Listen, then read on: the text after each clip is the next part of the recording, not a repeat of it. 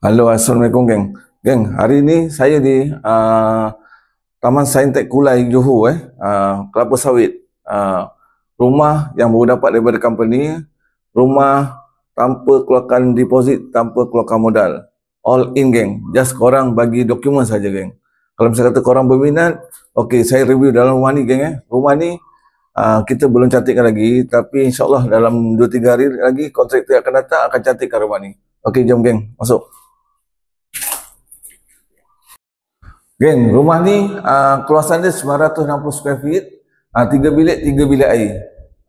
Kalau misalnya korang tengok hall dia memang dah siap semua geng, dengan mozaik semua, dan kipas baru, dah ada cornice semua, lepas tu dah ada lampu downlight semua dah ada nanti kita akan cat baru geng. Rumah ni kita akan cat baru semua geng. Lagi kita cantikkan lagi geng Okey, jom geng. Rumah siap dah ada tabletop semua geng Dah ada siap tabletop, dah ada, sinki dah ada, semua dah siap dah semua dah. Nanti kita kemaskan lagi lah. Kalau satu kontraktor dah datang, kita kemaskan lagi. Ini bilik air ke bawah geng. Ini bilik air ke bawah. Ruang belakang ni pun boleh macam kata kalau nak extend, boleh ada bang 6 kaki, 7 kaki lagi ni kalau macam kata nak extend. Okey, jom geng, kita naik atas pula.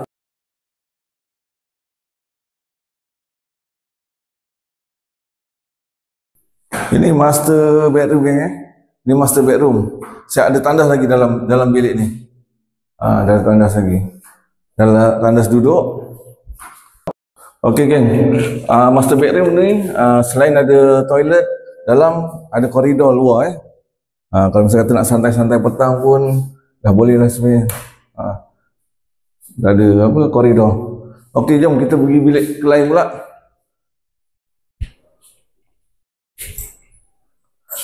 Ni bilik kedua ni. Ni bilik kedua.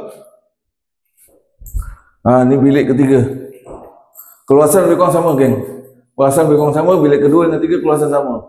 Kita dah bagi kipas dua-dua, ada pasang cornice semua. Nanti kita akan cat baru semua ni geng biar kasih lawa. Ni bilik air yang kedua di tingkat atas. Sama juga tandas duduk. Okey.